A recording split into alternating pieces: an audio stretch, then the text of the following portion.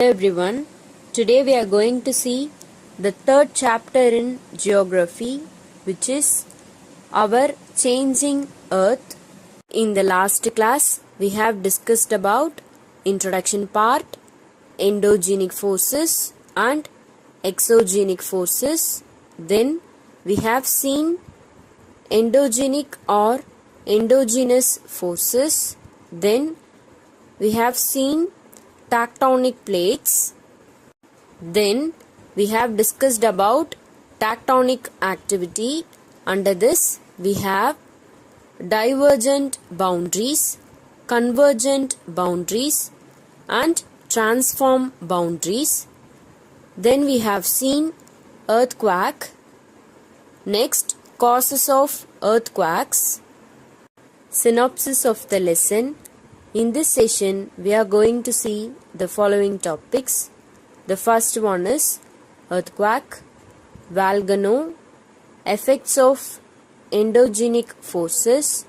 Under this, we have spreading zones, subduction zones. Then we have exogenic or exogenous forces. Under this, we have waterfall. Students, in the last class, what we have seen? Earthquake, right? So here we can see the pictures of earthquake. What is mean by an earthquake? An earthquake is a sudden tremor. Tremor means shake or movement of the earth's crust which originates naturally at or below the surface. An earthquake can be compared to the effect observed when a stone is thrown into the water. After the stone hits the water, a series of concentric waves move outwards from the center. Something similar happens inside the earth, which causes earthquakes. There is a sudden movement within the crust or mantle, and concentric shock waves move out from that point. The place or point of origin of the earthquake is called the focus or hypocenter. So what is mean by focus or hypocenter? The place or point of origin of the earthquake is called the focus or hypocenter. Since this is often deep below the surface and difficult to map, the location of the earthquake is often referred to as the point on the surface of the earth directly above the focus. This point is called the epicenter.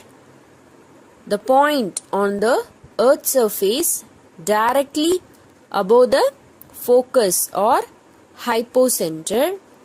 The strength or magnitude. Here, magnitude means size of the shock waves, determines the extent of the damage caused.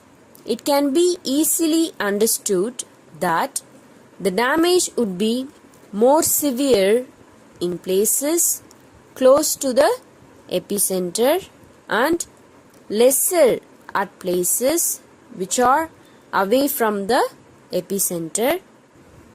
Students, do you know Charles Francis Richter was an American seismologist? First, we have to know what is mean by seismology. Seismology is the scientific study of earthquakes. Then we have to know who is a seismologist. Seismologist is someone who studies the sudden, violent movements of the earth connected with earthquakes. So, Charles Francis Richter was an American seismologist and physicist So what is mean by physicist? Physicist is an expert in or student of physics. He was famous for the creation of earthquake measurement scale called Richter magnitude scale. This scale is used for measurement of all earthquakes across the world. So students, the strength and magnitude. Magnitude means size of an earthquake is normally measured on the Richter scale.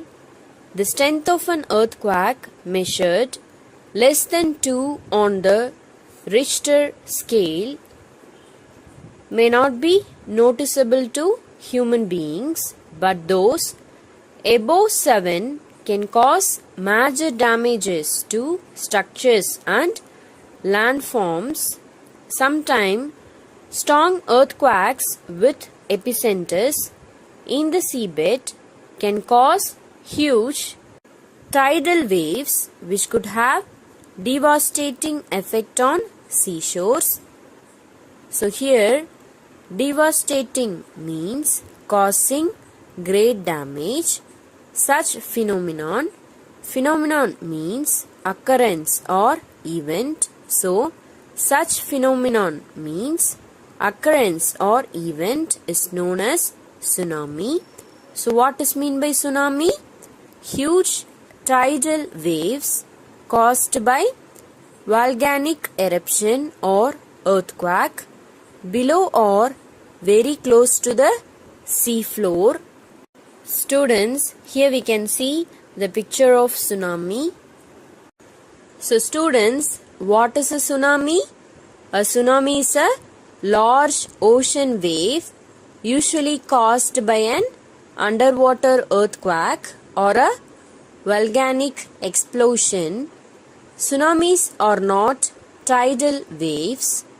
Tidal waves are caused by the forces of the moon, sun and planets upon the tides as well as the wind as it moves over the water. With typical waves, water flows in circles, but with a tsunami, water flows straight. This is why tsunamis cause so much damage. Volcanoes. Next, we are going to see volcanoes. Students, here we can see the pictures of volcanoes. Students, first we have to know what is mean by volcano. Volcano means a vent in the earth's crust through which molten material erupts suddenly. Here, erupts means of a volcano become active and eject lava, ash and gases. So, a volcano is an opening or rupture. Here, rupture means break or crack on the earth's surface or crust, which allows hot molten rock, ash and gases to escape from below the surface. Students, do you know where does the word volcano come from? Have you ever thought about why volcanoes are actually called volcanoes? Can you think of a reason why? The word volcano comes from the island Volcano, which is a volcanic island in Italy. Here we can see the picture of Volcano Island. It is situated in Italy. The island actually gets its name from the Roman god of fire, Vulcan. Students, do you know there are two active volcanoes in Europe? The first one is Mount Vesuvius near Naples in Italy, and the other one is Mount Etna on the island of Sicily. So students, here we can see the picture of Mount Vesuvius as well as the picture of Mount Etna. The lava flowing out of a volcano has a very high temperature. It ignites. Here ignites means set fire to, or in other words, ignites means starts burning. So it ignites means starts burning nearly everything on its path. This lava later cools down and forms igneous rocks, as you studied in the previous chapter. So students, the picture of a volcano and a sketch of the cross-sectional view below would help you understand how a volcano erupts. In the first picture, we can see cross-sectional structure of a volcano. Here we can see side vent, crater, ash and gas. On the other hand, we can see main vent, lava flow, layer of lava and ash. Then finally we can see magma. On the other picture, we can see volcanic eruption. Next, we are going to see effects of endogenic forces. Having seen the effects of endogenic forces, which are sudden in nature, now we will see how the slow movement of the lithospheric plates causes changes on the Earth's surface. The figure below self-explanatory. Self-explanatory means easy to follow and easy to understand. The great mountain systems of Earth, like the Himalayas, are a product of the collision. Collision means crash of lithospheric plates. Similarly, the huge trenches here, trenches means a narrow hole found on the ocean floor, like the Marianas Trench, are caused by plate interaction. Here we can see the picture of Mariana Trench. Next, we are going to see spreading zones. Rising through rifts. Rifts means crack or break in the crust. Dense magma from the Earth's interior, which means inside or inner, creates a new surface on undersea mountain ranges. So here we can see the picture of sliding plates. Next, let's see about subduction zones. First, we have to know what is meant by subduction zone. The subduction zone is the place where two lithospheric plates come together, one riding over the other. Here we can see the picture of subduction zone.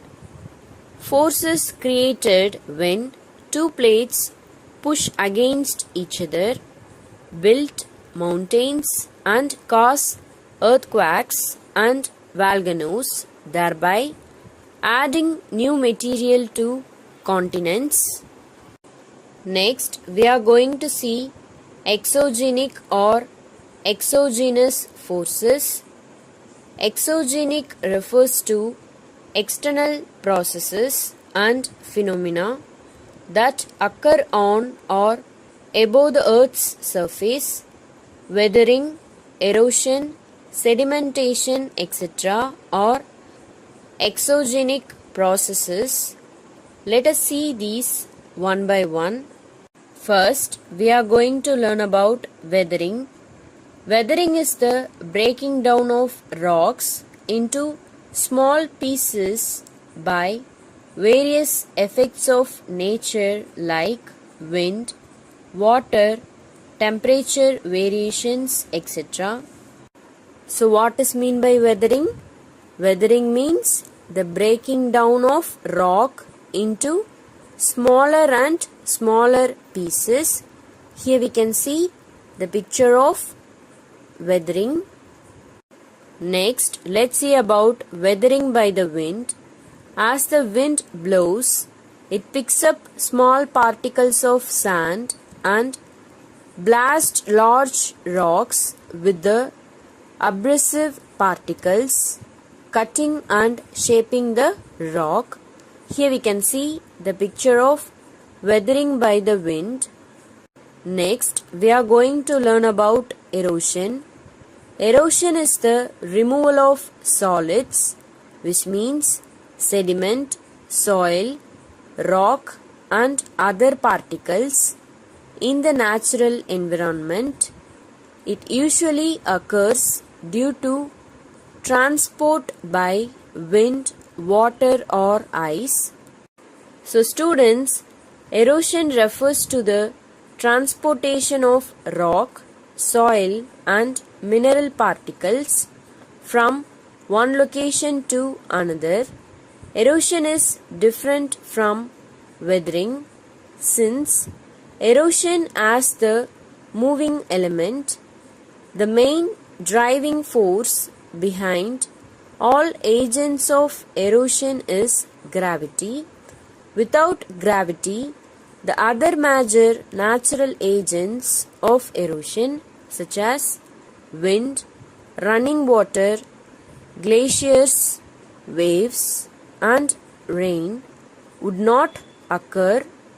The process by which water, ice, wind or gravity moves pieces of rock and soil. When rock is weathered, weathered means broken into smaller and smaller pieces. These pieces are often carried away by water, wind or ice. So students, here we can see the picture of erosion. Next, we are going to learn about sedimentation. Sedimentation is the collection and deposition of eroded and naturally transported material. So as a whole, we are going to learn about weathering, erosion and deposition.